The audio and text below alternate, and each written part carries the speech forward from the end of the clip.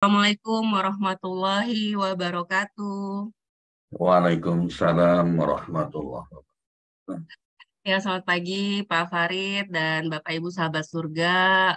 Alhamdulillah, alhamdulillahirabbil alamin. Assalatu wassalamu ala asrofil anbiya'i wal mursalin sayyidina Muhammadin wa ala alihi wa sahbihi ajmain amma ba'du. Asyhadu an la ilaha illallah wa asyhadu anna Allah la nabiyya ba'da. Qala rabbi israh li sadri wa yassir li amri wa hludatan min lisani yafqahu qawli. Apa kabar Pak Farid dan Bapak Ibu semuanya? Sehat Pak Alhamdulillah sehat, Farid? Mbak. Alhamdulillah, alhamdulillah. Alhamdulillah ya. Dan juga Bapak Ibu semuanya, gimana nih kabarnya nih? Tadi saya lihat Mas Andika ya, sambil udah pagi-pagi, udah jogging nih, luar biasa. Bu Heni, gimana kabarnya Bu Heni? Alhamdulillah baik Bang Gi. Masya Allah ya, Alhamdulillah. Baik, terima kasih Bu Heni. Dan juga di sini sudah Bunda Wasni, ya, ada juga siapa nih ya, Bu Unayati, Bu Lina, Pak Budi ya yang sudah on cam, Pak Razambir meskipun nggak kelihatan nih bapaknya, bapak-bapaknya ya.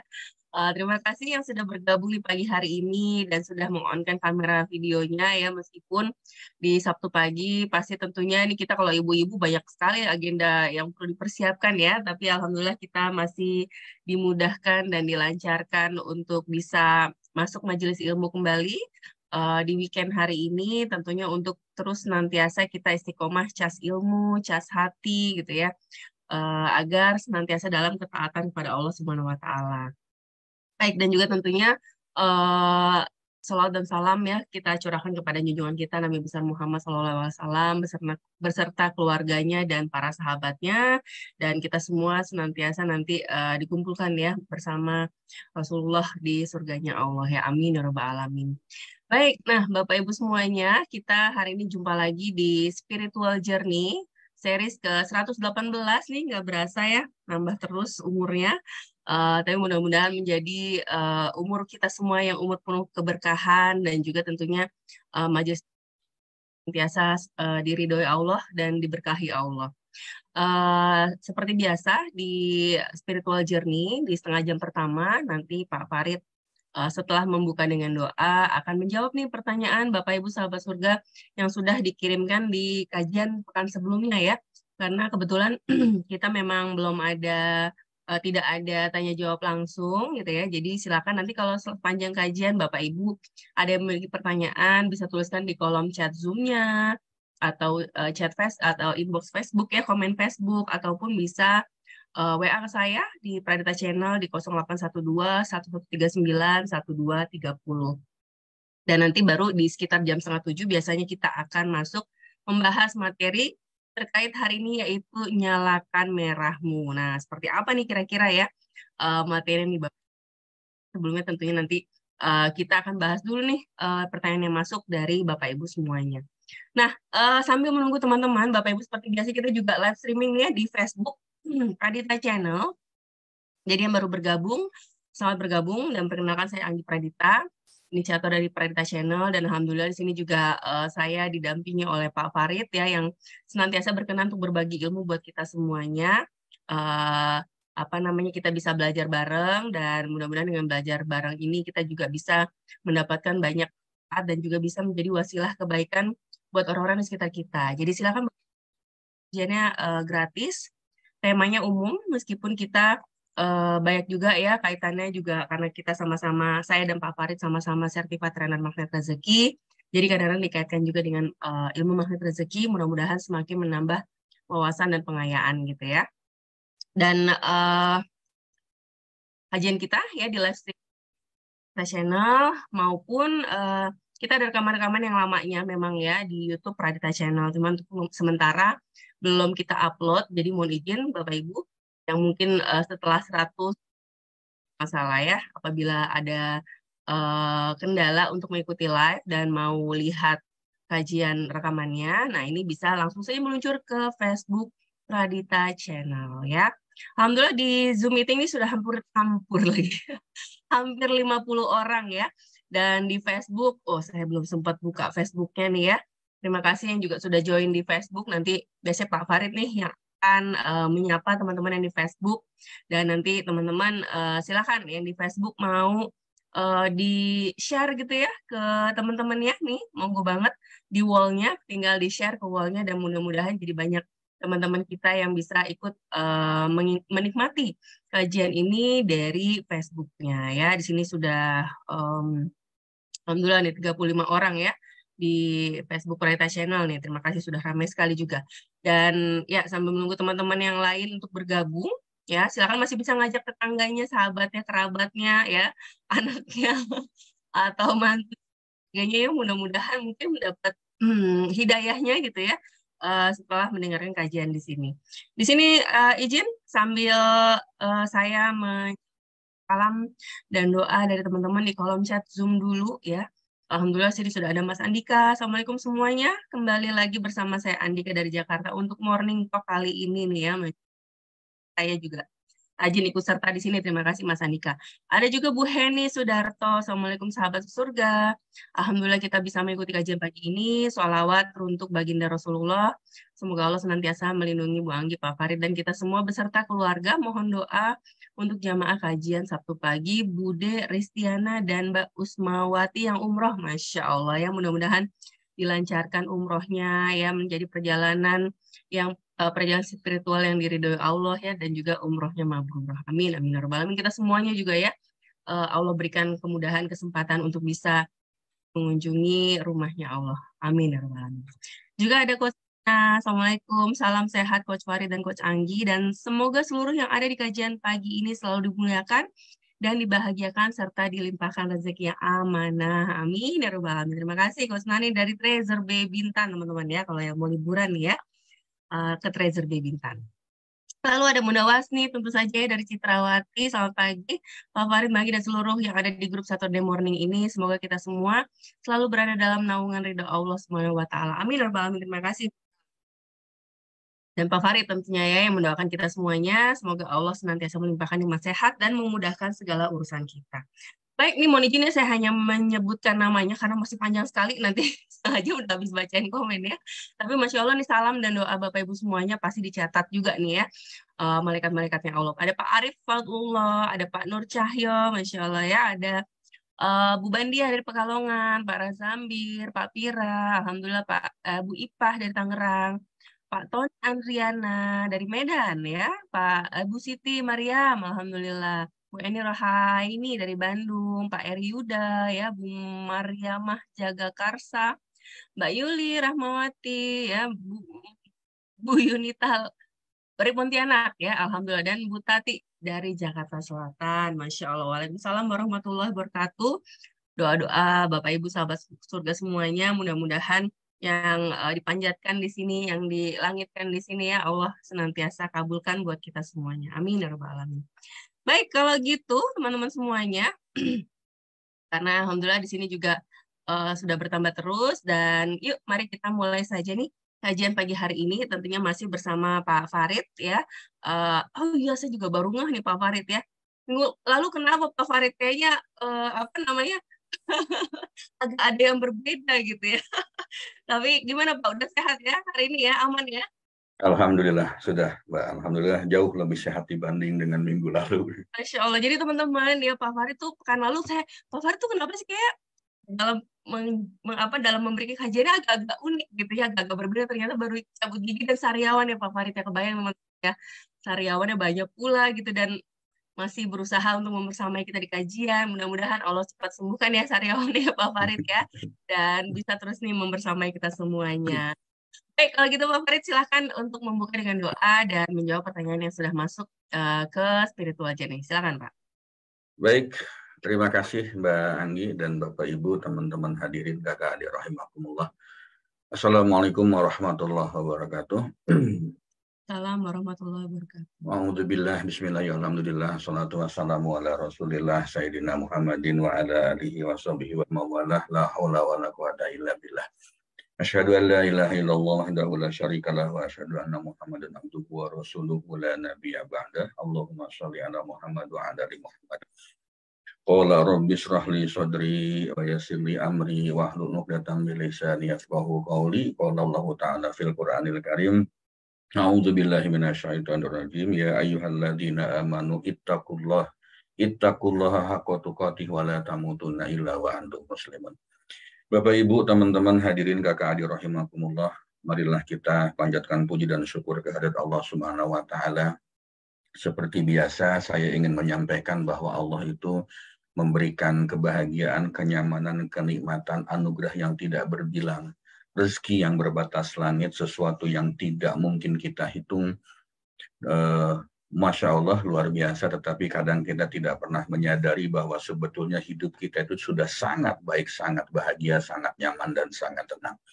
Salawat serta salam senantiasa kita sanjungkan kepada junjungan kita Rasulullah Muhammad SAW yang juga memberikan petunjuk bagaimana caranya hidup kita supaya mudah, bagaimana supaya sederhana, bagaimana supaya kita tetap berada di jalan Allah, dan bagaimana caranya kita untuk mendapatkan ridho Allah. Salawat dan salam ini juga senantiasa kita sanjungkan kepada keluarga beliau, para sahabatnya, dan tentunya kita sebagai umatnya di akhir zaman. Semoga Allah memberikan izin kepada beliau untuk memberikan syafaatnya kepada kita. Bapak Ibu, teman-teman hadirin kakak adik rahimakumullah, marilah kita buka acara ini dengan pembacaan doa. Kita memohon, berharap, meminta kepada Allah. Semoga Allah memudahkan apa yang kita lakukan, dan yang paling penting memberikan rahmat dan ridhonya kepada kita. Mari kita buka dengan pembacaan Al-Fatihah. Al-Fatihah. A'udzubillahi minasyaitonirrajim. Bismillahirrahmanirrahim. Alhamdulillahirabbil alamin arrahmanirrahim maliki yaumiddin. Iyyaka na'budu wa iyyaka nasta'in. Ihdinas siratal mustaqim. Shiratal ladzina an'amta 'alaihim ghairil maghdubi 'alaihim waladdallin. Amin. Ya Allah, ya Rabbana, bagi semua orang yang hadir dalam kajian ini beserta seluruh keluarga besarnya, limpahkanlah nikmat sehat kepada mereka, ya Allah. Luaskanlah rezeki kepada mereka, ya Allah. Sempurnakan kebaikan mereka, ya Allah. Berkahi usia mereka, ya Allah. Dan mudahkan segala urusan kehidupannya. Bahagiakanlah dan muliakan kehidupan mereka. Ya Allah, ya Rabb, berikanlah manfaat atas apa yang Engkau ajarkan kepada kami. Ajarilah kami hal-hal yang membuat kami semakin mendekat kepadamu.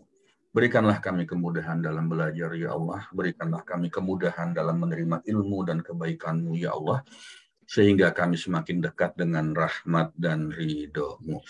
Bapak, Ibu, teman-teman hadirin kakak adik rahimakumullah, mari kita juga sama-sama berdoa kepada Allah bagi sesiapapun yang pada saat ini sedang menerima nikmat, sedang menerima ujian dari Allah, ujian di dalam bentuk tidak sehat, dalam bentuk tidak fit kondisinya.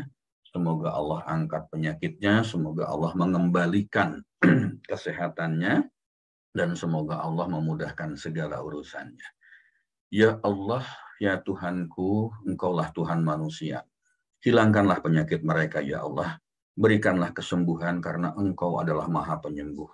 Tiada yang dapat menyembuhkan penyakit kecuali Engkau dengan kesembuhan yang tidak meninggalkan penyakit lain.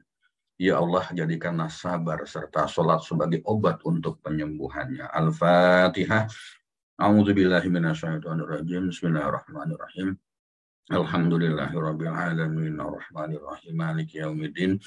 Iyyaka na'budu wa iyyaka nasta'in. Ihdinas siratal mustaqim. Shiratal ladzina an'amta 'alaihim ghairil maghdubi 'alaihim waladdallin. Amin. Bapak Ibu, teman-teman hadirin kakak adik rahimakumullah, jadi memang 2 minggu inilah ya, hampir 2 minggu ini saya mendapatkan kenikmatan dari Allah. Sedang diberikan ujian yang membuat kita semakin dekat, mestinya gitu ya, semakin dekat dengan Allah. Dan ada hal-hal yang secara spiritual yang saya alami dengan diberikan nikmat ini. Kapan-kapan saya akan cerita ya, bahwa hati kita itu ternyata tidak boleh goyang sedikit pun. Tidak boleh goyang sedikit pun tentang keyakinan, kepercayaan kita kepada Allah. Kapan-kapan kalau ada kesempatan saya akan ceritakan gitu ya, Mbak Anggi ya. Gara-gara obat saja gitu, Masya Allah, ternyata Allah cemburu gitu ya. Baik, kita akan masuk ke dalam beberapa pertanyaan yang berasal dari yang muncul tanggal 19 Agustus dan sebelumnya. Yang pertama dari Ibu Vivi Rais ya. Ini beliau mengomentari kajian yang minggu lalu yang terkait dengan ujian ya, ujian kita. Ada yang justru terbalik Pak ya. Setelah orang itu menghujat Allah, malah Allah kasih dia permen yang manis. Akhirnya orang ini tidak pernah berpikir positif. Mungkinkah ini yang disebut sebagai istidraj gitu kan? Minggu lalu kita membahas tentang terima kasih atas ujianmu, kenapa Allah memberikan ujian kepada kita.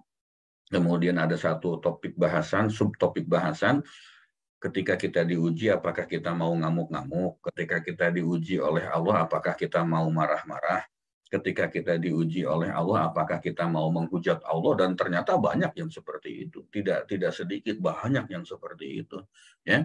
Nah, Bu Vivi ini memberikan komentar bahwa setelah orang itu menghujat Allah, justru Allah kasih dia permen manis, akhirnya orang ini tidak positif. Apakah ini yang disebut dengan istidraj ya? Insya Allah betul banget, inilah yang disebut dengan istidraj. Bagi Bapak Ibu yang sering mengenal kalimat ini, kata ini tentu sudah paham. Tetapi bagi yang belum mengenal istidraj itu apa sih, gitu kan? Dalam satu hadis Rasulullah SAW mengatakan, bila kamu melihat Allah memberi pada hamba dari perkara dunia yang diinginkannya, padahal dia itu terus berada dalam kemaksiatan kepada Allah, ketahuilah bahwa hal itu adalah istidraj. Istidraj, jebakan berupa nikmat yang disegerakan dari Allah. Hadis riwayat Ahmad gitu ya. Jadi tidak perlu heran, tidak perlu kita merasa kagum, tidak perlu kita merasa tercengang. Ada orang-orang yang menurut kita itu kok paradoks gitu ya. Paradoks ini saya juga mendengarkan salah satu kajian dari Ustadz favorit saya, guru saya, Abdul Somad. Pada satu titik kita itu sering dibuat oleh Allah, hati kita itu pecah berkeping-keping. Dengan bahasa yang tidak disiplin kata, kalau orang MR mengatakan, kita itu pada satu titik kadang-kadang Allah itu membuat hati kita itu hancur berkeping-keping. Kenapa Allah membuat seperti itu? Karena Allah ingin. Ya, Allah ingin kita itu memiliki satu kekuatan di dalam hati kita. Ketika kita sudah menjadi kuat hatinya, pikirannya, maka Allah akan berikan nikmat yang Masya Allah luar biasa. Nikmat yang tidak pernah kita bayangkan. Dan kadang-kadang kita melihat ya, ada orang-orang yang ya Allah ya Rabb, ibadahnya aja mungkin barangkali jarang-jarang atau bahkan tidak pernah sama sekali. Orang ini jauh dari jalan Allah, orang ini jauh dari jalan Rasulullah SAW. Tetapi kenapa secara kehidupan dunianya, secara materinya itu luar biasa. Memiliki rumah yang megah, mobil yang mewah, harta yang berlimpah, keluarganya tampak seperti sakinah mawadah warohmah, anak-anaknya tampak seperti soleh dan solehah, gitu kan. Tetapi kita tahu apa yang dia lakukan, apa yang dia kerjakan, dan bagaimana cara dia mendapatkan harta itu. Don't worry, jangan heran juga, jangan takjub juga, itulah yang disebut sebagai istidraj. Barangkali kalau kita tahunya seperti itu. Tetapi kita tidak pernah tahu apa yang terjadi dalam kehidupan orang lain. Tetapi kita juga tidak pernah tahu apa yang terjadi dalam keluarga orang lain. Kemarin atau lusa saya diskusi dengan salah seorang jamaah kita, beliau memberikan satu testimoni. Kalimat testimoninya itu luar biasa, dibuka dengan satu kalimat yang nonjok bagi saya. Beliau mengatakan seperti ini, Pak, kita itu tidak bisa ya menghakimi orang lain. Kita itu tidak pernah tahu Allah itu memberikan nilai kepada kita itu seperti apa. Kita juga tidak pernah tahu bahwa Allah itu menjadikan kita nanti seperti apa. Dan kita tidak pernah menyangka. Barangkali ada orang yang saya katakan tadi, kehidupannya mungkin tidak begitu baik secara materi dan sebagainya, tetapi di mata Allah itu luar biasa. Mungkin di mata manusia tampak kelihatan tidak mulia, atau bahasanya di depan manusia tampaknya hina. Di depan manusia tampaknya diremehkan atau tidak diagungkan oleh manusia lain, tetapi di hadapan Allah itu luar biasa. Saya juga agak-agak kaget juga mendengar kalimat ini, lalu beliau melanjutkan, ada satu cerita katanya. Jadi di satu daerah itu ada satu kompleks pemakaman, kuburan yang mau digusur, diganti dengan bangunan lain, dimanfaatkan untuk bangunan lain. Dari berapa beliau cerita kemarin ya, kalau tidak salah ya, dari sekitar 10 kuburan yang dipindahkan, itu ada 5 jenazah yang masih utuh. Tidak sekedar utuh, tetapi kain kafannya pun juga masih seperti kain kafan yang baru. Tidak kotor oleh koyak atau apapun gitu kan. Hanya kotor oleh tanah kuburan itu, pada itu bukan kuburan baru, bukan makam yang baru, tapi kuburan yang lama, sudah lama gitu kan. Dan itu adalah kuburan orang-orang yang tidak dikenal, kuburan orang-orang yang, mohon maaf, nyuwun sewu hapunten, orang-orang gelandangan, orang-orang yang tidak punya keluarga. Itu kuburan, misalnya ada orang kecelakaan, ketabrak atau apa, meninggal, lalu tidak ada keluarga yang ngurusin dan diurus oleh pemerintah atau masyarakat setempat. Masya Allah, subhanallah ya, Allahu Akbar, kita tidak pernah tahu apakah kita akan bisa seperti itu, dimuliakan Allah seperti itu. Bagaimana nilai kita di mata Allah. Di mata manusia mungkin kelihatannya seperti apa, tetapi di mata Allah kita tidak pernah tahu. Sehingga beliau mengatakan kita tidak bisa menilai seseorang seperti apa yang kita lihat ya Pak. Betul, seperti itu. Bahwa kemudian ada orang yang dimuliakan oleh Allah dalam bentuk diberikan materi. Kita tidak pernah tahu apakah betul itu dimuliakan oleh Allah atau itu dalam konteks dalam bentuk istidraj. Kita tidak pernah tahu. So, kita tidak perlu melihat apa yang didapatkan orang lain, tidak perlu cemburu di apa yang diperoleh orang lain, dan kita tidak perlu iri dengan apa yang diperoleh orang lain. Karena apa yang mereka peroleh, kita tidak pernah tahu mendapatkannya seperti apa. Kalau ternyata mendapatkan dengan cara yang baik, alhamdulillah, semoga hartanya bisa berkah, semoga hartanya bisa memberikan manfaat kemaslahatan bagi umat. Kalaupun tidak didapatkan dengan cara yang baik, Allah Maha Pembalas dari segalanya ya. Jadi kita santai saja, tidak usah merasa iri dengan apa yang mereka miliki. Jika dalam kesehariannya kita tahu bagaimana cara hidup yang bersangkutan, bersikap dan bertingkah laku. Supaya apa? Supaya hidup kita nyaman, hidup kita enak, hidup kita tenang. Tidak perlu mengukur kaki kita dengan sepatu orang lain. Ya, tidak perlu mengukur diri kita dengan baju orang lain. Ukuran kita itu masing-masing memiliki ukuran tersendiri. Ya. Lalu yang kedua, dari Fahri, maka apakah mungkin kita harus mulai resah kalau hidup yang kita lalui terasa mudah? Jadi ini dari sub bahasan kemarin. Ada beberapa ulama-ulama besar, para alim ulama, para wali di zaman dulu, zaman sekarang juga banyak yang seperti itu. Hati para beliau ini biasanya mulai gelisah kalau hidupnya itu terasa begitu mudah. Kenapa mereka berpikir seperti itu? Kenapa mereka punya pendapat begitu? Karena mereka selalu berpikir, selalu melihat bahwa ketika ujian diberikan kepada kita, itu berarti Allah sedang membersihkan dosa kita. Ketika kita diberikan musibah, ketika Allah memberikan hal-hal yang tidak menyenangkan untuk diri kita, maka pada saat itu Allah sedang ingin membersihkan dosa-dosa kita. Maka para wali, para ulama-ulama besar itu pada saat hidupnya tenang, nyaman, lempeng, diberikan berbagai macam kemudahan, mereka justru merasa resah. Kenapa Allah berikan kemudahan kepada saya? Jangan-jangan ini sebagai bentuk istidraj. Jangan-jangan seperti itu. Sampai segitunya gitu ya. Beda dengan kita. Kalau kita itu ketika diberikan musibah ya resah, ya gelisah gitu kan. Kita mungkin malah menghujat Allah, tetapi kebalikan para alim ulama, para wali itu justru mereka akan resah kalau tidak diberikan ujian atau musibah oleh Allah. Bagi kita, saya mewakili pertanyaan Pak Fahri, apakah kita harus mulai resah kalau hidup kita tidak terasa mudah? Tidak perlu resah, apalagi gelisah kalau hidup kita itu terasa sangat mudah. Nikmati saja. Nikmati saja karunia Allah ini semaksimal mungkin. Yang perlu kita lakukan itu hanyalah tetap ingat kepada Allah. Tetap ingat kepada Allah, jaga hati supaya selalu terpaut dengan Allah. Ya, jadi kemudahan yang kita dapatkan, kemudahan dalam hidup yang kita miliki ini juga sesungguhnya merupakan salah satu bentuk ujian dari Allah. Ya. Jadi jangan kira bahwa ujian dari Allah itu bentuknya sesuatu yang tidak mudah, sesuatu dalam bentuk musibah, sesuatu yang membuat hati kita resah. Tidak seperti itu juga.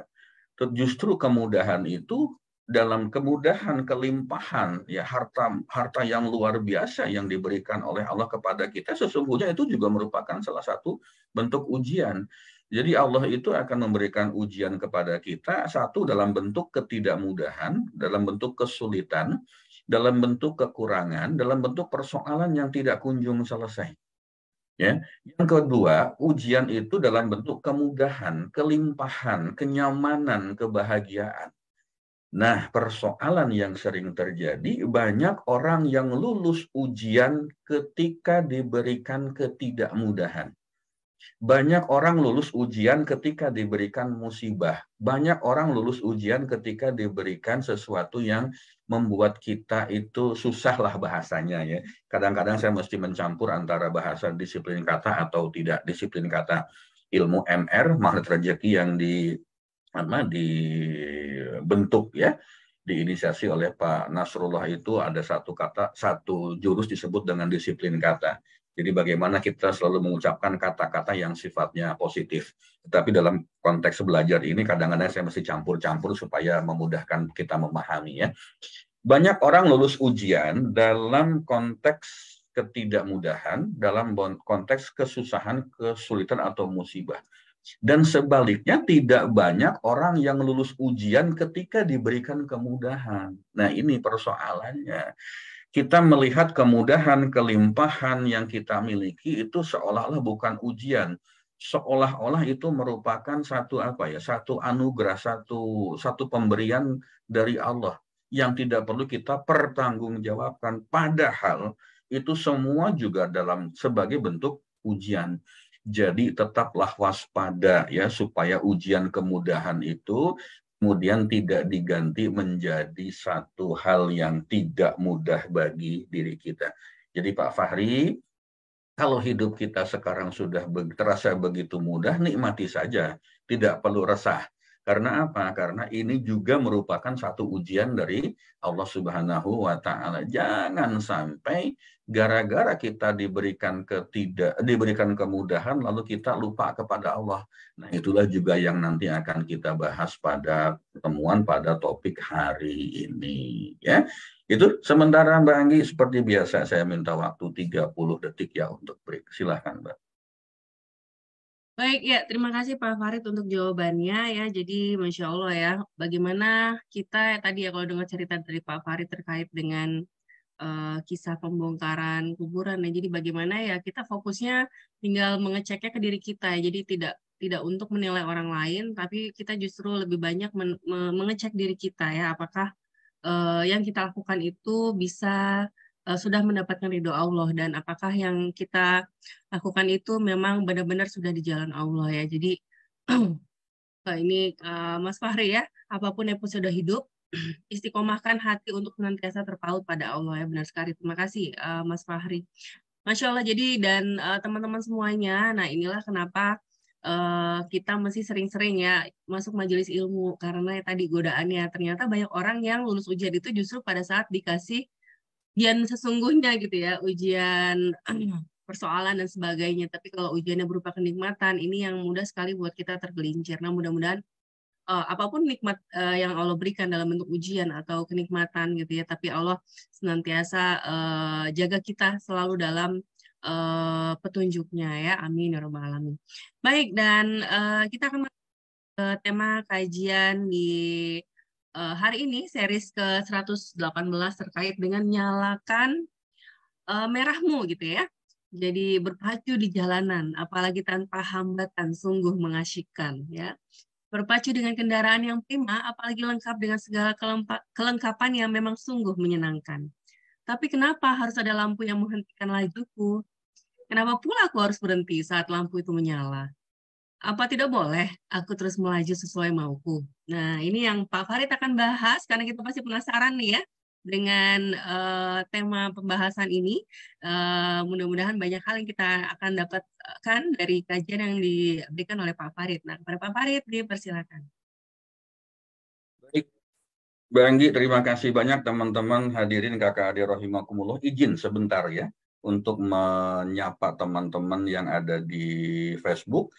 Di sini sudah ada Ibu Alfi SBMR, ada Pak Marwanto, ada Pak Afrizal, Ibu Triani Utami, Ibu Elis, Ibu Derina, Ibu Roro Siti Marliah, ada Ibu Triani Utami, ada Ibu Imas Rahayu Ningsih, ada Ibu Wining Suprapti, Ibu Linda Marliani, kemudian Ibu Derina, Ibu Iswarnita, Ibu Tati, Ibu Yulianti di Lampung, Ibu Tati, Ibu Bungawati, Masya Allah, Ibu Yuki Yuli, dan mohon maaf tidak bisa kita sebutkan satu persatu. Terima kasih sudah selalu membersamai kegiatan kita di pagi hari setiap Sabtu pagi ini, dan semoga Allah melimpahkan nikmat sehat dan memudahkan segala urusan kita ya. Ibu Ani hadir Pak ya, terima kasih sudah hadir. Bapak Ibu, perjalanan Saturday Morning Talk atau Spiritual Journey ini memang mengasihkan ya. Bagi saya sendiri ini merupakan satu kesempatan untuk semakin belajar, tidak hanya belajar sendiri tetapi belajar dari persoalan-persoalan yang terjadi. Hampir setiap hari ada saja yang teman-teman berdiskusi, mengajak diskusi atau konseling. Ada satu kejadian, ada satu kasus, bukan satu kasus ya, satu peristiwa lah. Yang ini sangat menarik. Ada cinta segitiga ini, Mbak Anggi dan teman-teman yang lain. Ada seseorang yang selingkuh dengan pasangannya sendiri gitu, Masya Allah. Pasangan yang sah gitu, pasangan yang sah. Selingkuhnya, cinta segitiganya adalah antara dia dengan pasangan dan dengan Allah, Masya Allah, luar biasa.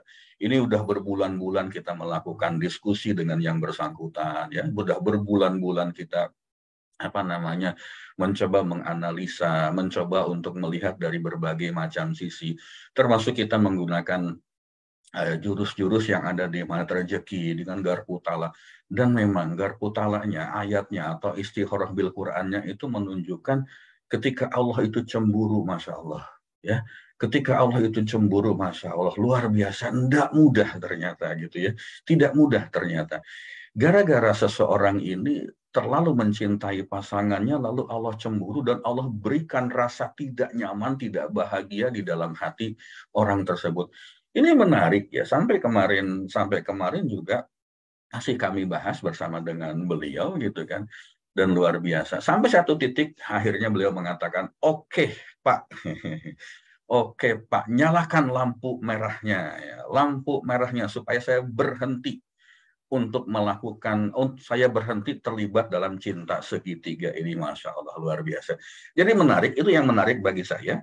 Dan itu sesuatu yang membuat saya sendiri semakin terbuka, ya semakin banyak ilmu, semakin banyak wawasan-wawasan keilmuan, terutama dengan keilmuan spiritual.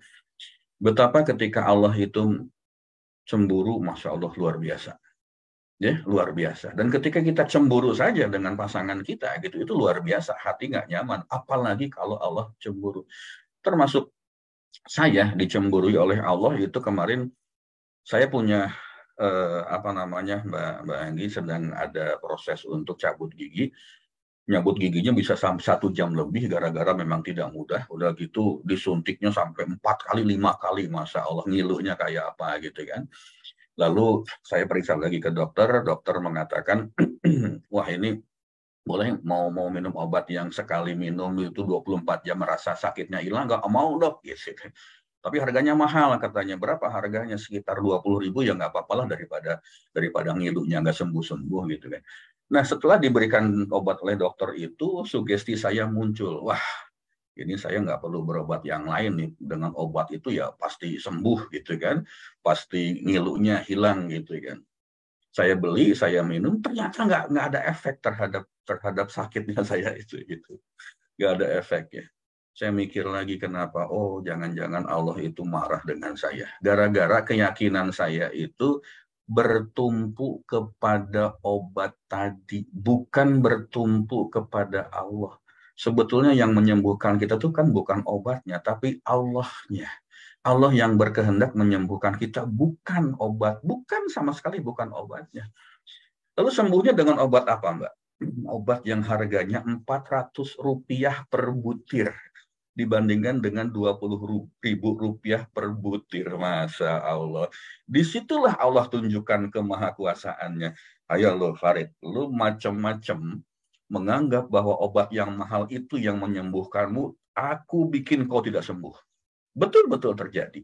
Dan ketika saya minum obat yang harganya Rp400, 400 perak per butir, minum 3 kali, 4 kali, alhamdulillah sekarang ini sudah plong, jauh lebih baik lagi. Nah ini juga satu hal yang unik gitu kan, satu hal yang unik. Dan banyak sekali teman-teman di jamaah kita yang konsultasi, yang diskusi, kadang-kadang hal persoalannya sepele. Kadang-kadang gara-gara kita itu, keyakinan kita itu goyang sedikit saja dari Allah, itu sudah diberikan satu teguran. Ya. Tapi bersyukurlah, itu reminder untuk kita. Gitu ya. Hal-hal kecil itu reminder untuk kita bahwa kita nggak boleh goyang. Orang Sunda bilang tuh, entong galider gitu ya. Nggak tahu nih orang Sunda siap bener nggak omongan saya gitu. Jangan goyang keyakinan kita kepada Allah Subhanahu wa Ta'ala. Nah, oleh karena itu, yuk kita belajar kenapa Allah itu menyalakan lampu merah kepada kita supaya kita apa di dalam kehidupan kita yang kita alami pada saat ini. Baik, saya siapkan sebentar materinya. Sudah munculkah Mbak Anggi dan Bapak Ibu yang lainnya?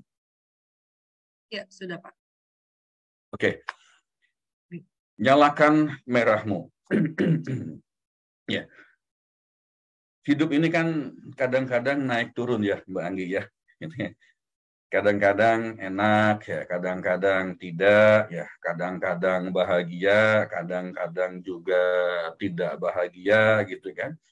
Jika kondisinya baik terus, tentu kita merasakan kenyamanan di dalam hidup ini.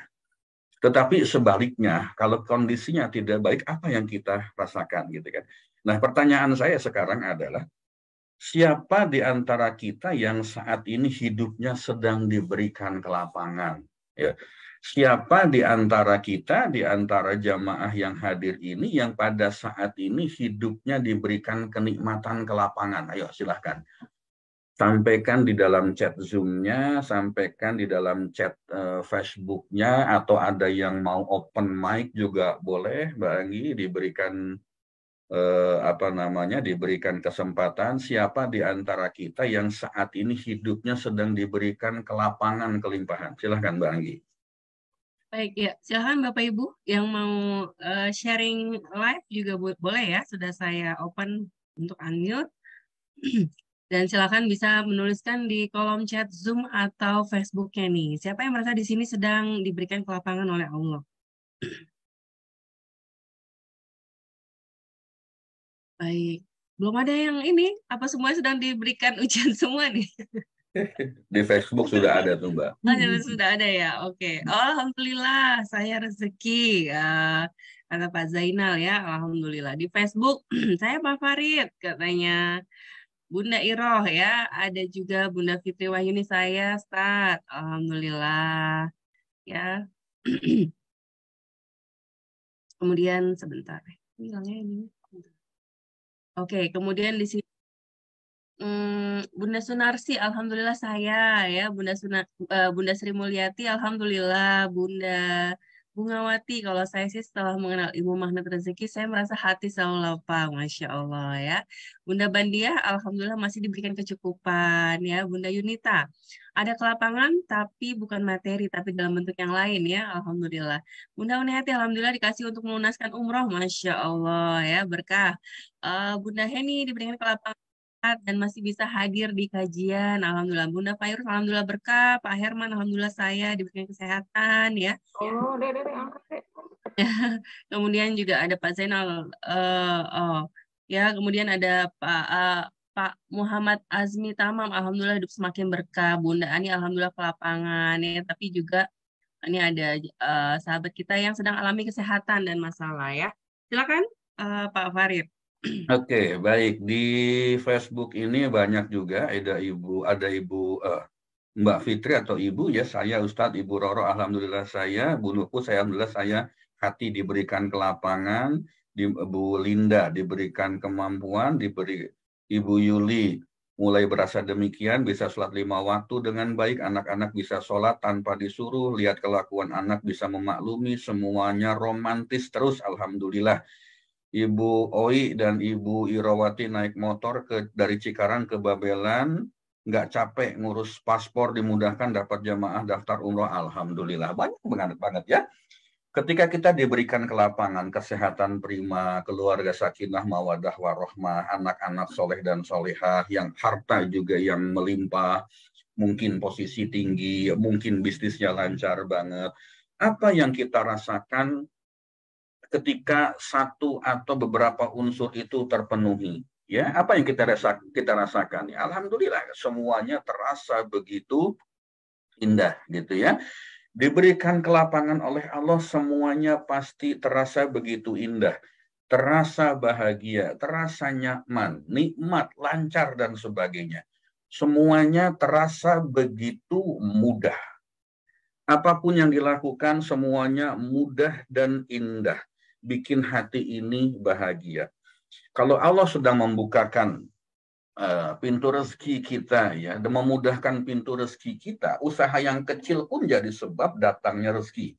Rezeki ini dalam bentuk, kadang-kadang kita masih terjebak dengan definisi yang sangat sederhana, rezeki itu dalam bentuk materi, gitu ya. Nah, apakah kita berharap selamanya seperti itu?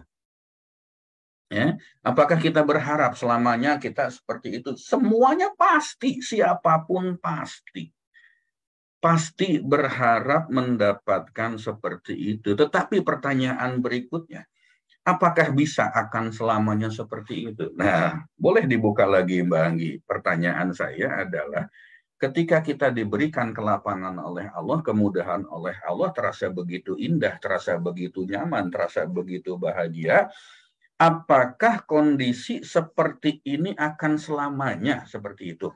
Silahkan, ada yang mau jawab?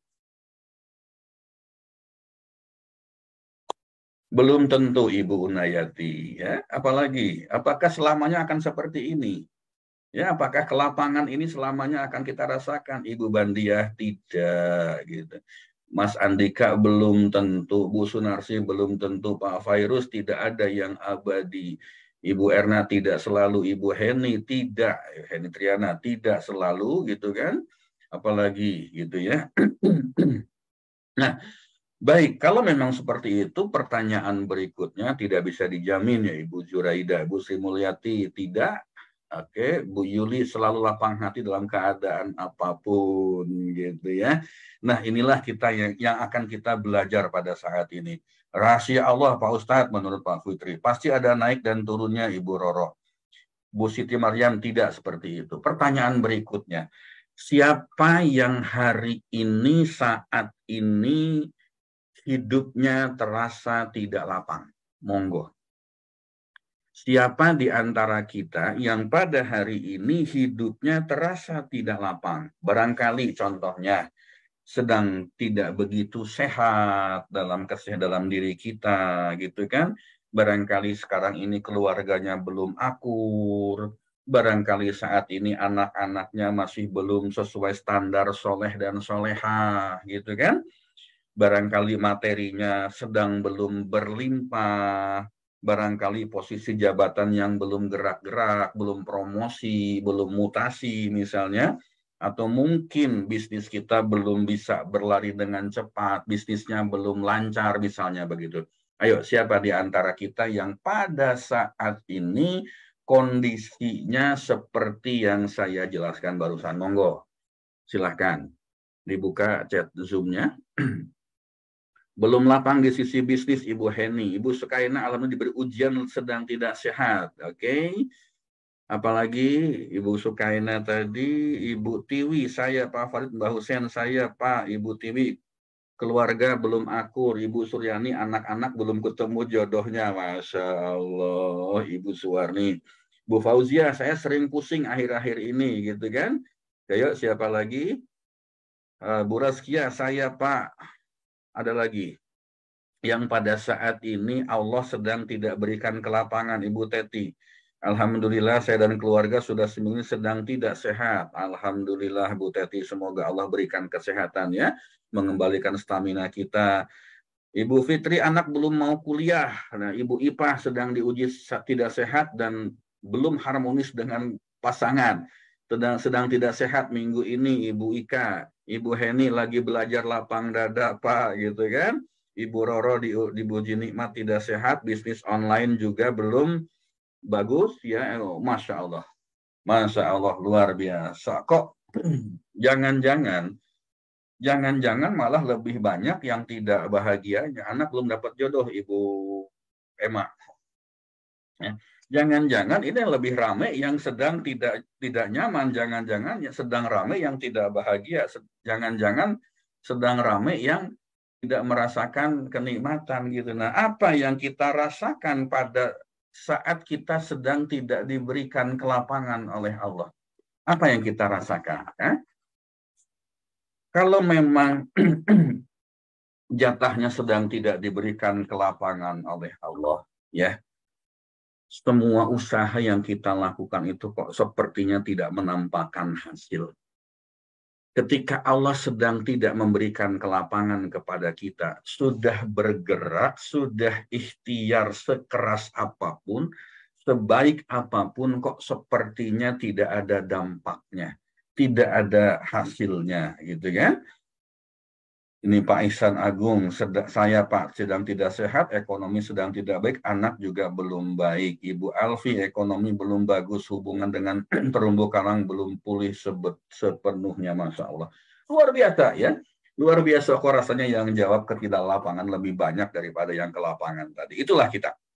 Nah, itulah kita. Atau jangan-jangan salah ngelihat kan. Jangan-jangan sudut pandangnya yang berbeda gitu kan. Apa yang kita rasakan pada saat semuanya terasa tidak lapang, ya? Usaha apapun yang kita lakukan kok tidak ada hasilnya, gitu ya. Sepertinya hal yang kita peroleh cuma lelah saja. Lalu kadang-kadang kita merasa iri dengan mereka yang sedang diberikan kelapangan oleh Allah.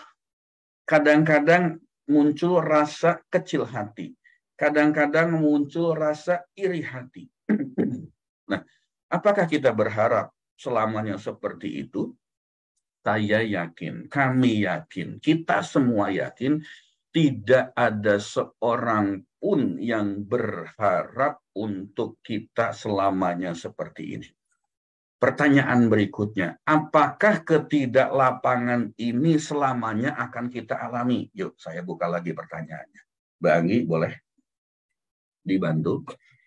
Baik, silakan Bapak Ibu semuanya boleh sharing nih. Apakah ketidaklapangan ini sering apa gimana Pak? Apakah ketidaklapangan ini selamanya akan kita alami seperti itu ya? Iya, apakah ketidaklapangan ini selamanya kita alami gitu ya, nggak berkesudahan gitu ya, kayaknya diuji mulu sama Allah. Sudah ada yang menjawab Bu Heni Triana, insya Allah enggak Pak ya. Bunda Sri Mulyati pasti tidak Pak ya. Bu Skaina tidak, Bu Emma belum tentu, Bunda Sunarsi tidak, saya yakin tidak, pasti ada batasnya ya. Bunda Sarti tentunya tidak ya. Bunda Yunita semua pasti ada waktunya. Kemudian juga Bu Bandia semoga tidak ya. Bu Ani insya Allah enggak Pak, tidak yakin, tidak, bisa jadi hanya bungkus permen kata Bu Nayati ya. Insya Allah tidak, pasti menjadi lebih baik atas izin Allah ya Bunda Ika. Lalu Bunda Siti Mariam tentu tidak, roda akan terus berputar ya.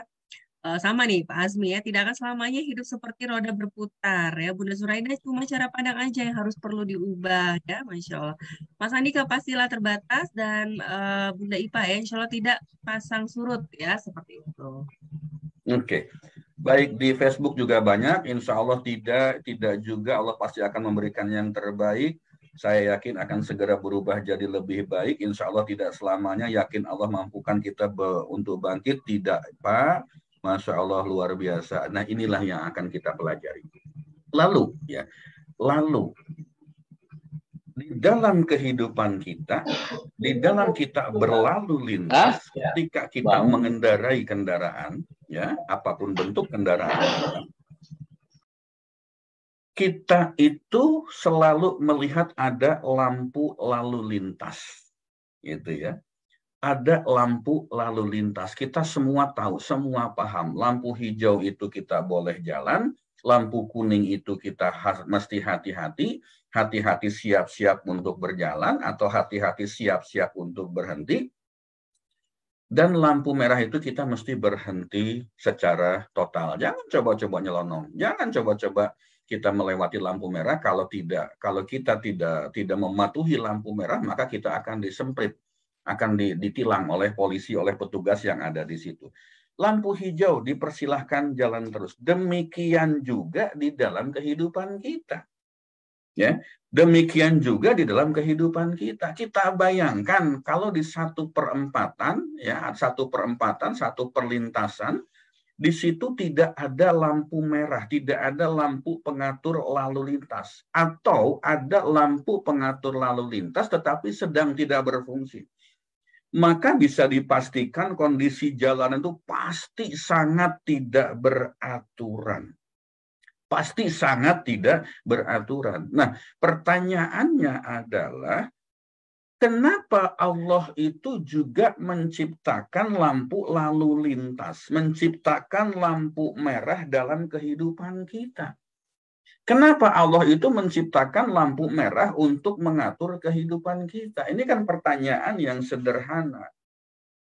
Nah, Bapak, Ibu, teman-teman hadirin, kakak adik rahimakumullah, kenapa Allah menciptakan lampu merah? Dan apa bentuk lampu merah di dalam kehidupan kita? Itu kan pertanyaan sederhana seperti itu. Kenapa Allah menciptakan lampu lalu lintas di dalam kehidupan kita? Ya, Allah ingin supaya kehidupan kita itu betul-betul teratur. Berjalan sesuai dengan koridor. Berjalan di tracknya masing-masing. Bukankah kita ini hidup diberikan jalan sendiri-sendiri oleh Allah? Ada jalan kehidupan kita yang sebagai pekerja, ada jalan kehidupan kita yang sebagai pengusaha, ada jalan kehidupan kita yang sebagai ibu rumah tangga, misalnya seperti itu. Ada jalan kehidupan kita yang sebagai ustadz, sebagai pengajar, sebagai guru, dan sebagainya. Itulah jalan kehidupan kita masing-masing yang sudah Allah berikan kepada diri kita masing-masing. Nah, Allah atur dengan lampu pengatur lalu lintas kehidupan. Kenapa? Karena kalau Allah tidak atur lampu lalu lintasnya, kehidupan kita bisa jadi tabrakan sana-sini. Overlapping sama sini, saling numpuk, saling nggak karu-karuan. Apa yang akan terjadi kan seperti itu. Nah, Bapak, Ibu, teman-teman hadirin, kakak adik rahimakumullah, lalu lampu merah di dalam kehidupan itu bentuknya seperti apa? Pertama, ya, di dalam kehidupan kita, lampu merah itu bisa berbentuk sebagai musibah. Lampu merah itu bisa berbentuk sebagai bencana. Lampu merah dalam kehidupan kita itu bisa berbentuk sebagai ujian hidup yang mengharuskan kita untuk berhenti secara total. Menghentikan secara total roda kehidupan kita. Allah ciptakan lampu merah kehidupan kita dalam bentuk musibah, dalam bentuk bencana, dalam bentuk ujian kehidupan yang mengharuskan kita, mewajibkan kita untuk menghentikan secara total roda kehidupan kita. Kenapa harus berhenti? Ya, kenapa harus berhenti? Coba kita bayangkan apa yang terjadi dalam kehidupan kita jika sepanjang hidup kita tidak pernah diberikan ujian. Apa yang akan terjadi dalam kehidupan kita jika sepanjang hidup kita tidak diberikan musibah, tidak diberikan cobaan? bisa dipastikan kondisi dunia ini makin tidak beraturan. Bapak, Ibu, teman-teman hadirin, kakak, adik, rahimakumullah, jangankan tidak diberikan ujian, jangankan tidak diberikan musibah, jangankan tidak diberikan cobaan, betapa masih banyak ada orang yang sudah diberikan musibah berkali-kali sekalipun masih saja belum sadar. Ada orang yang sudah diberikan ujian, cobaan berkali-kali dalam kehidupannya, masih saja hidupnya itu bergelimang dosa. Ada enggak? Ada. Banyak enggak? Ya lebih dari 10 jari ini kalau boleh saya menghitung. Ya. Seringkali saat kehidupan kita bertabur cahaya gemerlap duniawi, diberikan berbagai macam kelimpahan, kita sering berpikir bahwa keberhasilan kita itu semata-mata karena kerja keras kita, semata-mata karena hasil usaha kita, semata-mata karena hasil pemikiran kita, usaha kita, kerja keras kita. Kalau masih ada orang yang berpikir seperti itu, apa yang akan terjadi? Sombong, ujub, takabur, merasa diri hebat, merasa diri besar, merasa diri ini sukses, dan tidak pernah mengingat bahwa ada Allah di balik semua kesuksesan itu. Kita tidak ingat ada izin Allah di semua keberhasilan kita. Kenapa? Karena kita sombong, karena kita merasa jumawa, karena kita merasa diri kita besar, dan pada saat itulah kita akan lupa dengan Allah. Lampunya hijau terus. Berkali-kali Allah memberikan lampu kuning kepada kita. Berkali-kali Allah memberikan isyarat kepada kita, hentikan kesombonganmu, hentikan ujubmu, hentikan takaburmu, hentikan pelitmu, hentikan zalim kamu, hentikan segala upaya yang melanggar ketentuan, melanggar perundang-undangan, melanggar berbagai macam aturan. Hentikan. Lampu kuning berkali-kali nyala, tetapi bagi orang yang sombong, bagi orang yang takabur, tidak pernah tahu bahwa itu adalah lampu peringatan dari Allah. Makanya ya, ketika Allah memberikan lampu kuning berkali-kali dan ternyata kita tidak berhenti, ternyata kita tidak melakukan introspeksi diri, kita tidak mawas diri, ketika kita tidak mencoba menilai diri sendiri, lalu Allah nyalakan lampu merahnya. Lalu Allah nyalakan lampu yang berwarna merah. Allah jatuhkan keberhasilan kita itu. Allah benamkan keberhasilan kita. Allah tarik semua harta kita yang melimpah ruah itu. Allah cabut semua kebahagiaan. Allah cabut semua ketenangan. Allah cabut semua kenikmatan. Allah cabut semuanya. Untuk apa? Supaya kita berhenti total. Berhenti total ini kan tidak akan selamanya. Lampu merah pun juga nyalanya paling berapa menit, paling lama juga 1 menit, paling lama juga 1,5 menit, seperti itu. Tidak akan selamanya lampu merah, dan juga tidak selamanya lampu hijau. Pada saat kita diberikan lampu hijau, jangan lupa lampu hijau itu juga akan berhenti dalam waktu-waktu tertentu. Akan muncul lampu kuning. Allah akan berikan peringatan kepada kita. Allah akan berikan sinyal-sinyal kepada kita pada saat hidup kita terasa begitu lapang, begitu mudah, begitu lurus jalan yang kita lewati. Ingat, lampu hijau tidak akan selamanya. Akan muncul lampu kuning. Dan ketika kita tidak pernah menghiraukan lampu kuning, ketika kita tidak pernah mencoba melihat lampu kuning, maka Allah nyalakan lampu merahnya. Supaya apa? Supaya kita berhenti. Selamanya tidak, cuma sejenak untuk mengingatkan bahwa ada Allah di atas semua kehidupan kita. Ya, ada Allah di atas semua kehidupan kita. Allah berikan lampu merah ini sebagai bencana, sebagai musibah, sebagai ujian, supaya kita betul-betul berhenti sadar bahwa apa yang kita lakukan itu ternyata enggak benar. Jangan-jangan yang kita lakukan itu salah. Jangan-jangan yang kita lakukan itu tidak sesuai dengan tuntunan Allah. Bentuknya musibah. Musibah dalam bentuk apa? Hartanya bisa habis, keluarganya bisa hilang kemana-mana. Keluarganya mungkin tidak harmonis.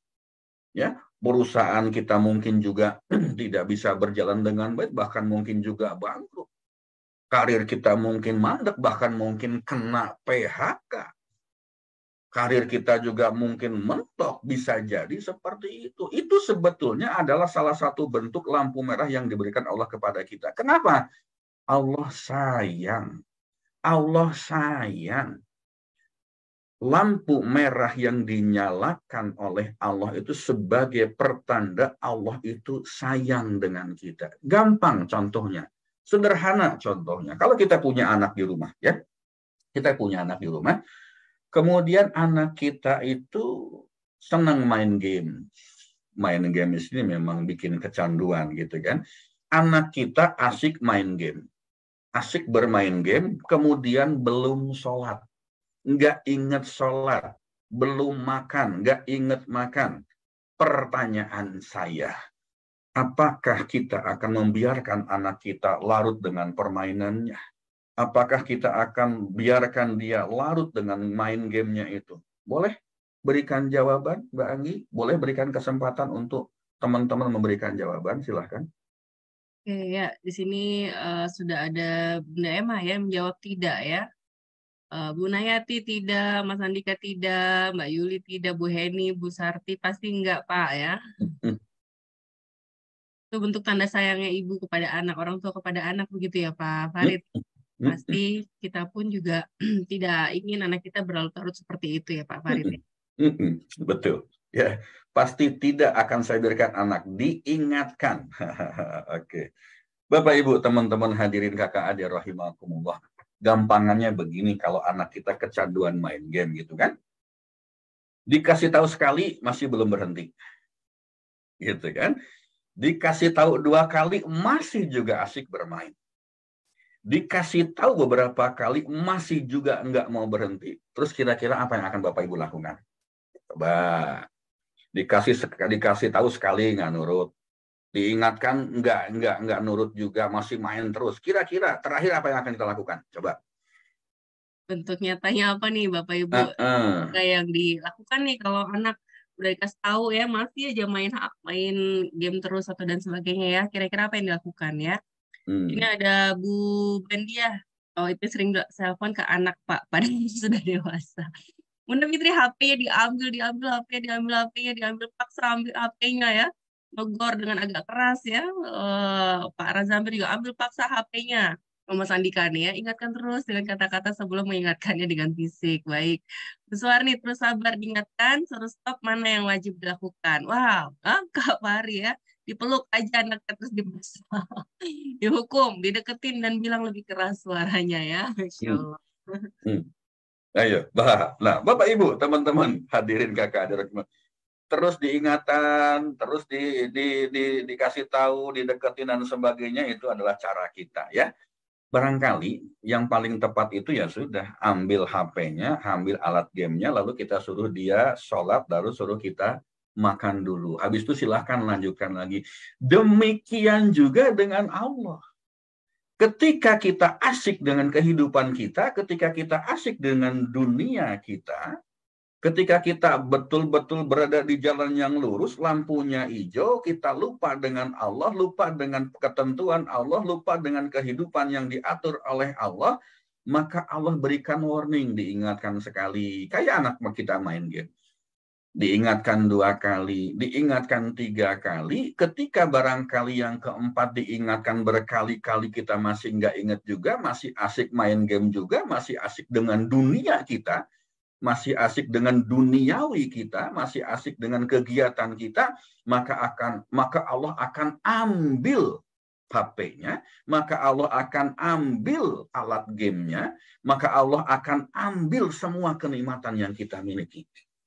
Apakah Allah zalim kalau seperti itu? Apakah Allah tidak sayang dengan kita? Bukankah di dalam kehidupan kita juga sering terlalu asik dengan dunia, dengan mainan kita? Bukankah dunia ini hanya sekedar permainan? Diundang Allah untuk sholat, nggak dijalanin. Diundang Allah untuk puasa, nggak mau juga. Diundang Allah untuk perhatikan keluarga, malah makin asik di luaran sana. Diundang Allah untuk berbakti dengan orang tua, malah jarang pulang. Diundang oleh Allah untuk berhenti berbuat dosa, malah tambah jadi. Ya sudah, akhirnya apa? Allah ambil permainan kita itu supaya kita sadar bahwa apa yang kita lakukan itu betul-betul sesuatu yang salah. Sesuatu yang tidak benar, sesuatu yang tidak baik. Sama seperti anak kita main game, lohor lewat, duhur lewat, asar lewat, maghrib lewat, isya lewat, tidur jam 3 malam, jam 3 subuh, bangun nanti mungkin jam 8, jam 9. Apakah itu betul pola hidup yang seperti itu? Gara-gara kecanduan main game. Masya Allah, luar biasa. Nggak mungkin sebagai orang tua kita akan membiarkan anak kita larut dalam permainan seperti itu. Tidak mungkin sebagai orang tua yang sayang dengan anaknya, kita akan membiarkan dia itu melakukan hal-hal yang seperti itu. Apalagi Allah. Kasih sayang Allah kepada kita itu jauh melebihi kasih sayang orang tua kepada anaknya. Allah nggak mungkin membiarkan kita larut dengan dunia. Allah tidak mungkin membiarkan kita zolim dengan sesama. Allah tidak mungkin membiarkan kita itu untuk melakukan hal-hal yang tidak baik yang pada akhirnya akan merugikan kehidupan kita. Bapak, Ibu, teman-teman hadirin, kakak adik rahimakumullah, yuk kita lihat. Misalnya ada orang yang bangkrut karena riba. Ada orang yang hidupnya jadi tidak beraturan gara-gara kena pinjol misalnya seperti itu.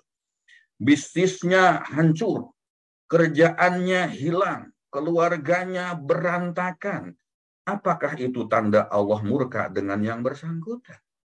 Apakah itu tandanya bahwa Allah zalim dengan orang yang mendapatkan musibah seperti itu? Justru Allah itu sayang. Sayang banget. Kasih sayang Allah kepada kita lebih dari kasih sayang orang tua kepada anaknya. Allah menegur pada saat itu, Allah mengingatkan pada saat itu, habiskan pada saat itu agar ketika nanti di akhirat dosa ribanya sudah habis. Ingat yang kemarin. Terima kasih atas ujianmu. Kenapa Allah berikan ujian? Kenapa Allah berikan musibah kepada diri kita? Allah ingin supaya ketika kita wafat, ketika kita meninggal, dosa-dosa kita yang ada di dunia ini sudah bersih. Sudah bersih. Tidak ada lagi dosa yang kita bawa. Kenapa? Karena dosa kita dihapus dengan apa? Dengan musibah yang kita alami. Dihapus dengan ujian yang kita hadapi. Dihapus dengan segala ketidakbahagiaan, ketidaknyamanan, ketidakbaikan yang kita alami pada saat hidup kita berada di atas dunia ini. Dan itu pun terjadi gara-gara memang hidup kita keluar dari jalur Allah, keluar dari jalan Allah. Itu adalah tanda kasih sayang Allah kepada kita. Gitu, Mbak Anggi. Sederhana contohnya, Mbak Anggi. Baik ya, jadi ternyata bentuk pada saat kita mendapatkan lampu merah atau kita dihadapkan justru harus melampu merahkan diri kita ya. Semakin cepat malah justru kalau lebih bagus kita melampu merahkan diri kita pada saat kita sadar bahwa ada sesuatu yang sudah tidak tepat ya. Sebelum Allah tegur duluan ya Pak Farid ya yang memberikan lampu merahnya begitu. Betul, ya. Betul. Jadi ya. Betul. Lanjut Mbak. Ya, jadi bagaimana nih Pak Farid? Karena kita mau nggak mau kan ya tadi hidup itu selalu ada naik turunnya, ada ujiannya, ada kenikmatannya. Nah pada saat kita dihadapkan mendapat lampu merah dari Allah gitu ya, apa yang harus kita lakukan? Gimana kita harus bersikap untuk bisa menikmati proses lampu merahnya gitu, Pak. Oke, baik. Nah, sebelum masuk ke sana, Mbak Anggi, jadi ada hal yang menarik dari ucapan Mbak Anggi barusan itu ya. Bagaimana kita menyalakan lampu merah sendiri. Itulah yang terjadi dengan sahabat kita yang kemarin diskusi dengan saya, gitu kan. Beliau terlibat dengan cinta segitiga, dia dengan pasangan yang sah, dan dengan Allah. Lalu beliau mengatakan, saya harus menyalakan lampu merah untuk saya. Stop tragedi ini dan saya harus kembali ke jalan Allah. Masya Allah. Ya, luar biasa. Tidak mudah untuk menyalakan lampu merah sendiri, Mbak. Tidak mudah untuk seperti itu. Jangankan kita, para nabi, kisah para nabi, yuk kita lihat. Ya, coba kita ingat-ingat. Kapan lampu merah itu dinyalakan oleh Allah kepada para nabi? Masih ingat kisah Nabi Yunus alaihissalam yang justru menemukan keimanan sejatinya, hakikat keimanannya ketika beliau berada dalam 3 kegelapan. 1, di dalam perut ikan, orang mengatakan ikan paus biar gampang. 2, dalam kegelapan laut, samudra yang luas. Dan 3, di malam hari. Dalam 3 kegelapan itulah beliau mendapatkan hakikat keimanan yang sesungguhnya. Ya, terkenal dengan doanya, masih ingat? La ilaha illa anta subhanaka inni kuntum minadz dzalimin. Ya. Nabi Yunus menemukan keimanannya ketika Allah nyalakan lampu merahnya, beliau berada dalam 3 kegelapan. Kegelapan perut ikan, kegelapan samudra yang luas, dan di waktu malam hari. Coba kita ingat kisah Nabi Ayub alaihissalam. Di mana hatinya ketika menemukan puncak keimanan? Pada saat seluruh hartanya ludes, bangkrut sebangkrut-bangkrutnya, kemudian keluarganya meninggalkan diri beliau sendirian, dan kesehatannya dicabut oleh Allah. Berapa tahun? Ada yang mengatakan 18 tahun, ada yang mengatakan 80 tahun. Dicabut kesehatannya. Pada saat itulah Nabi Ayub alaihissalam menemukan hakikat tentang keimanan kepada Allah. Lampu merahnya dinyalakan pada saat beliau diberikan ujian yang maha dahsyat, maha luar biasa. Ada satu kisah mengatakan, Nabi Ayub itu tidak pernah berdoa meminta kesembuhan. Beliau tidak pernah meminta, ya Allah sembuhkan aku, tidak pernah. Kenapa? Ketika ada orang bertanya, hei Nabi, kenapa engkau tidak meminta Allah untuk menyembuhkan? Beliau mengatakan, aku malu. Betapa sekian lamanya aku diberikan kesehatan, diberikan kemewahan, diberikan kebahagiaan, masa baru sebentar sakit saja aku mesti merengek kepada Allah meminta diberikan kesehatan. Kenapa kemarin pada saat aku diberikan kelimpahan aku tidak pernah berdoa kepada Allah? Masya Allah, luar biasa. Bapak, Ibu, teman-teman hadirin kakak adik rahimakumullah, saat kapan Nabi Musa alaihissalam bertemu dengan puncak keimanannya? Justru pada saat ketika beliau terdesak dikejar Fir'aun dan di hadapannya terbentang Laut Merah. Saat itulah puncak keimanan beliau kepada Allah itu didapatkannya. Saat kondisi kepepet. Saat kondisi tidak ada pilihan lain. Saat kondisi di mana dia tidak memiliki apapun kecuali kesadaran bahwa beliau punya Allah. Contoh para nabi, kisah para nabi. Bapak, Ibu, hadirin teman-teman, kakak adik rahimakumullah. Dari banyak kisah para nabi dan juga Rasulullah Shallallahu Alaihi Wasallam, justru mereka menemukan puncak keimanannya ketika kita dipaksa untuk berada pada kondisi tanpa pilihan. Pilihan kita cuma satu, apa itu? Berhenti. Kita akan menemukan puncak keimanan pada saat kita berada dalam kondisi tanpa pilihan. Apa itu? Pilihannya cuma satu, berhenti. Para nabi menemukan Allah justru ketika saat berhenti. Ya, pada saat berhenti. Nah, bagaimana cara kita berdoa, Bapak Ibu, teman-teman hadirin, kakak adik rahimakumullah. Sama seperti ketika kita mengendarai kendaraan. Ketika jalanannya mulus, ketika jalanannya sepi, tidak ada lampu lalu lintas, contoh di jalan tol gitu kan. Doa kita itu kadang-kadang hanya sekedar menggugurkan kewajiban. Ketika kita diberikan kelapangan, kemudahan, kelimpahan dalam berbagai macam bentuknya, sholat kita, doa kita itu kadang-kadang hanya sekedar untuk menggugurkan kewajiban. Atau jangan-jangan malah tidak berdoa. Atau jangan-jangan malah tidak sholat. Sepintas saja yang kita lakukan, sekilas saja yang kita lakukan, karena kita sibuk terburu-buru dengan urusan duniawi.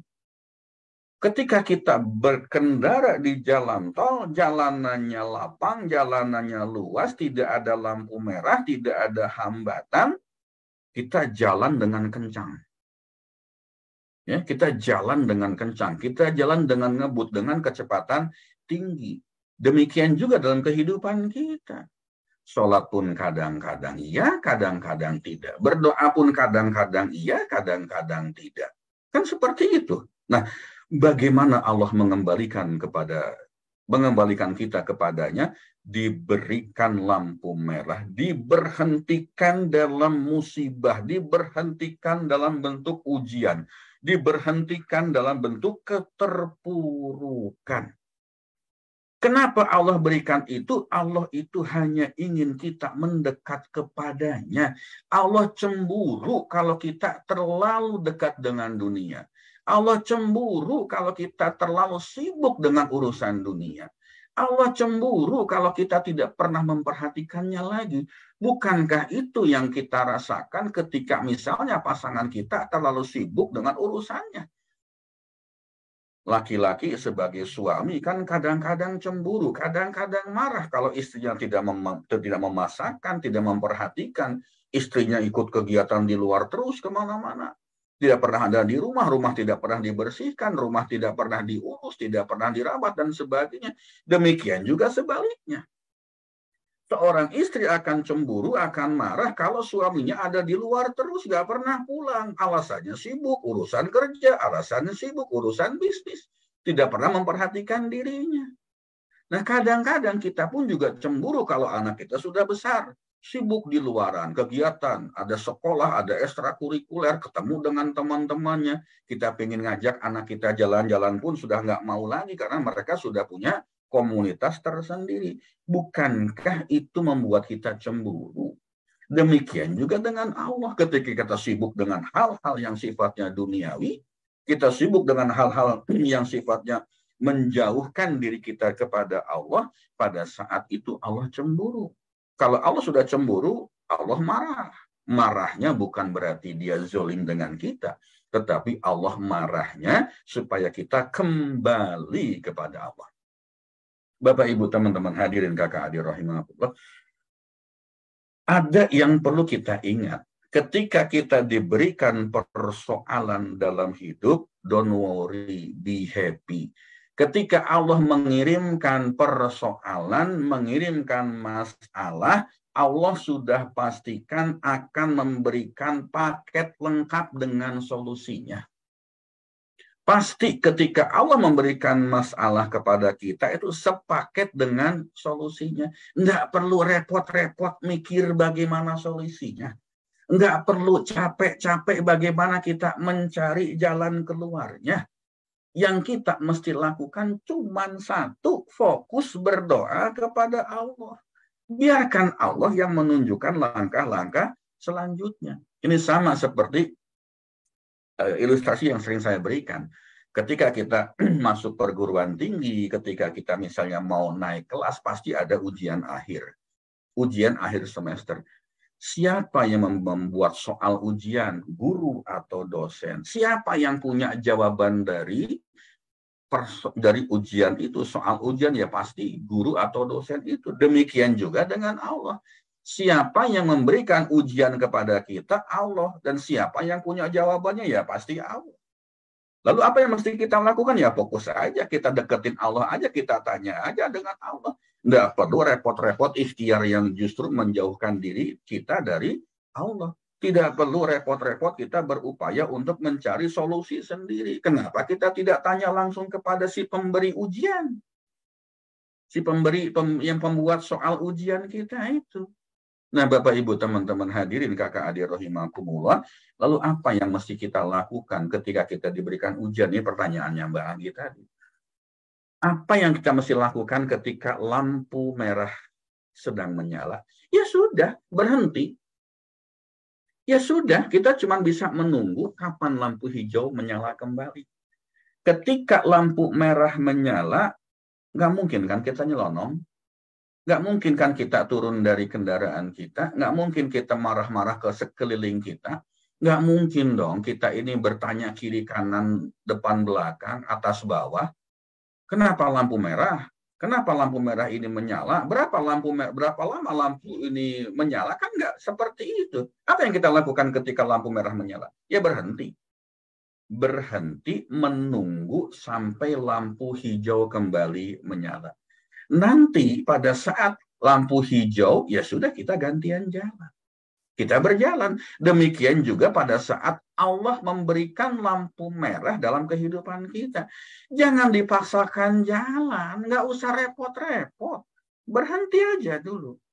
Kalau kita memaksa kita untuk jalan, memaksa kita untuk mencari solusi dengan cara kita sendiri, belum tentu dapat. Dapatnya jangan-jangan cuma dapat capeknya saja. Ya sudah, kita nikmati. Duduk baik-baik di rumah kita masing-masing, duduk baik di musola kita masing-masing, di masjid kita masing-masing, duduk secara baik di atas sajadah kita, lakukan muhasabah, lakukan introspeksi diri, mendekat kepada Allah. Nggak perlu ngomel. Bapak, Ibu, teman-teman hadirin kakak adik rahimahullah, ketika kita berada di lampu merah, kita ngomel nggak? Kita marah nggak? Kenapa sih lampu ini nyala? Kenapa sih lampu merah ini kok menyala? Kan nggak pernah seperti itu.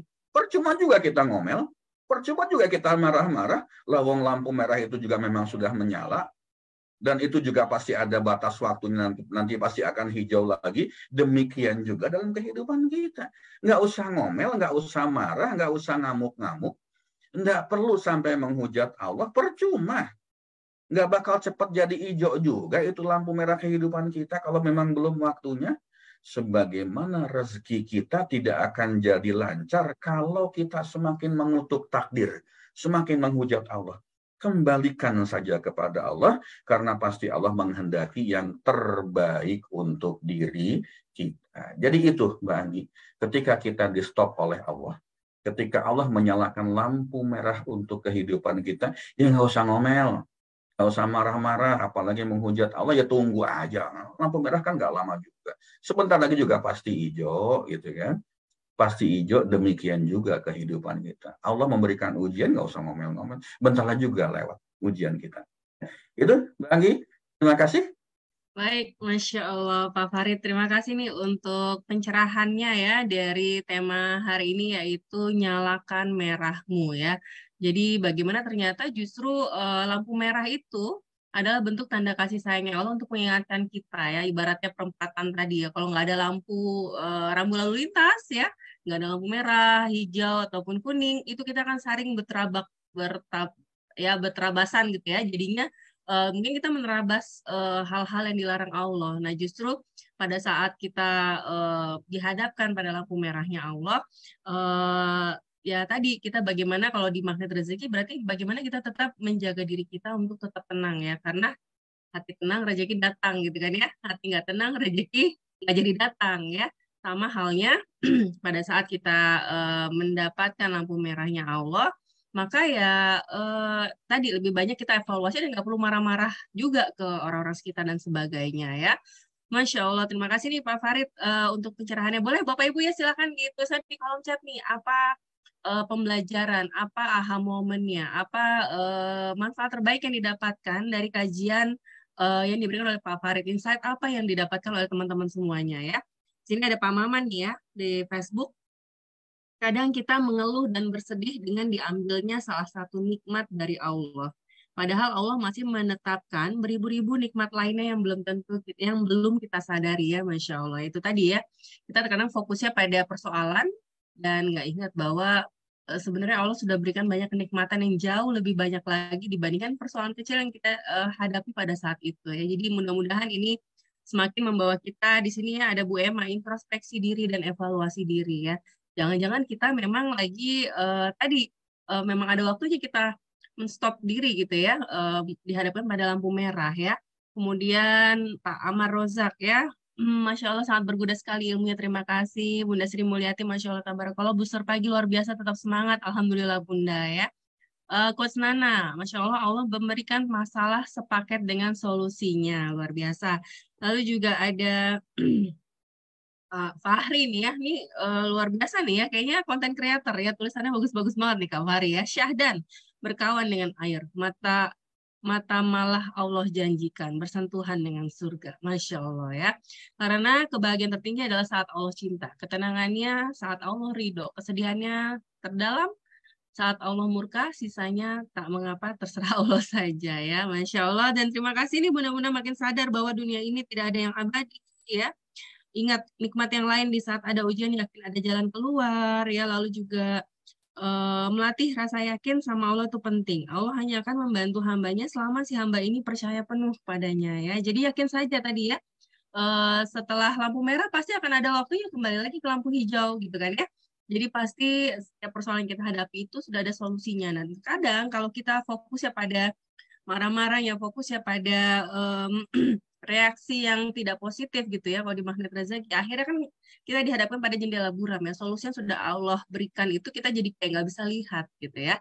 Nah mudah-mudahan di sini kita jadi bisa mengingatkan diri gitu ya pada saat kita dihadapkan pada lampu merah ya, apapun itu ujiannya ya, kalau bola bekel gitu ya jatuh, pada saat jatuh pasti akan mental kembali lebih tinggi gitu ya. Jadi yakin saja pada saat kita bisa ikhlas dan evaluasi introspeksi diri, memperbaiki diri, insya Allah justru akan menjadi bouncing yang lebih tinggi lagi ya, akan menjadi apa namanya, mementalkan diri jauh lebih tinggi lagi ya, seperti itu.